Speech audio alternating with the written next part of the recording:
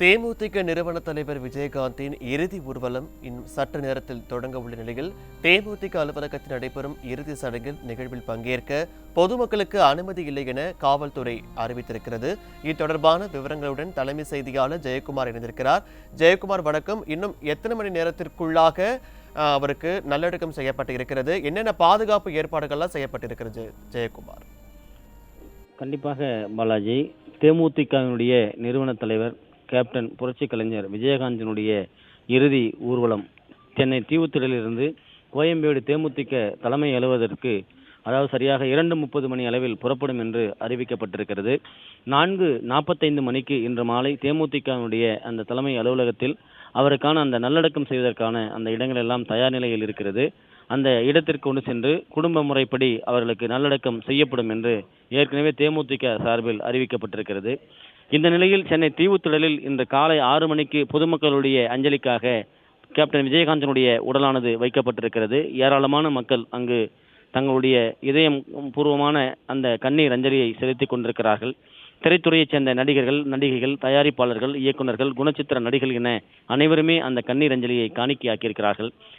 அதேபோன்று தமிழகம் முழுவதும் பல்வேறு மாவட்டங்கள், சென்னை மற்றும் சென்னை சுற்றி இருக்கக்கூடிய பல்வேறு பகுதியில் இருக்கக்கூடிய மக்கள் என அனைவருமே தீவுத்திடலுக்கு வந்து தங்களுடைய தலைவனை, ரசிகனை, தங்களுடைய நண்பனை, இப்படி பல்வேறு பரிணாமங்களில் உச்சத்தை தொட்டு இருக்கக்கூடிய கேப்டன் விஜயகாந்திற்கு கண்ணீரை காணிக்கையாக்கி கொண்டிருக்கிறார்கள். இன்னும் கூட ஆயிரக்கணக்கான மக்கள் வந்து கொண்டே இருக்கிறார்கள். சாறை சாறையாக அவர்கள் அந்த கண்ணீர் அஞ்சலி செலுத்தக்கூடிய காட்சிகளையும் நம்மால், அவருடைய வேதனையையும் நம்மால் பார்க்க முடிகிறது.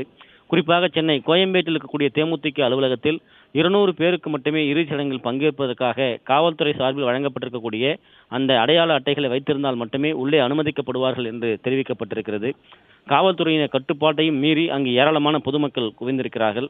மறைமுகமாக தேமுதிகவினுடைய தலைவராக, நிறுவன தலைவராக மறைந்திருக்கக்கூடிய கேப்டன் விஜயகாந்தினுடைய இறுதி சடங்குக்கு கூடக்கூடிய கூட்டத்தை பார்த்து திமுகவினர் இது போன்ற ஒரு அடக்குமுறையை அல்லது கட்டுப்பாடுகளை விதிக்கிறார்களா என்கிற சந்தேகம் எழுந்திருக்கிறது. 200 பேர் மட்டுமே அந்த இறுதி சடங்கில் பங்கேற்க வேண்டும் என்கிற நிலையில் கூட அந்த தேமுதிக அலுவலகம் அமைந்திருக்கக்கூடிய கோயம்பேடு பகுதியில் ஆயிரக்கணக்கான தொண்டர்கள் குவிந்து வருகிறார்கள். குறிப்பாக அந்த நல்லடக்கம் செய்யக்கூடிய பகுதிகள் அனைத்தும் காவல்துறையுடைய கட்டுப்பாட்டிற்கு கொண்டு வரப்பட்டாலும் கூட அதனையும் மீறி எப்படியாவது தங்களுடைய ரசிகரை, தலைவனை, தங்களுடைய நண்பனை, தங்களுடைய உச்சபட்சமாக இருக்கக்கூடிய பல்வேறு பரிணாமங்களில் தன்னை முத்திரை பத்திருக்கக்கூடிய கேப்டன் விஜயகாந்திற்கு இறுதி சடங்கு, இறுதி அஞ்சலியை, தங்களுடைய இதயபூர்வமான கனத்த அந்த கண்ணீரை காணிக்காக்க வேண்டும் என்று அங்கு குவிந்து வருகிறார்கள் பொதுமக்கள்.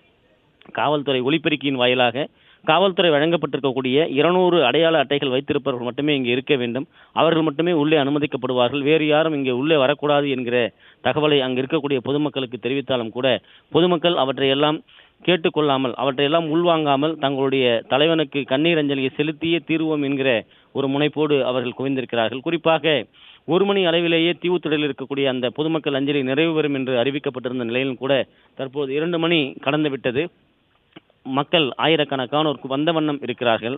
அங்கு இருக்கக்கூடிய மக்கள் அனைவரும் அவர் காவல்துறையினர் மடக்கினாலும் கூட நாங்கள் கண்ணீர் அஞ்சலியை செலுத்திவிட்டு தான் செல்வோம் என்கிற ஒரு கூச்சல், அதே போன்று காவல்துறையினுடைய கட்டுப்பாடுகளுக்கு மீறி அவர்கள் செல்ல வேண்டும் என்கிற அந்த நிலை அங்கு இருக்கிறது. அங்கு குவிந்திருக்கக்கூடிய மக்கள் எப்படியாவது நேரில் கேப்டனுடைய உடலை பார்த்து அஞ்சலி செலுத்த வேண்டும் என்கிற அந்த அவாவோடு, அந்த ஏக்கத்தோடு அவர்கள் அங்கு இருப்பதை நம்மால் பார்க்க முடிகிறது.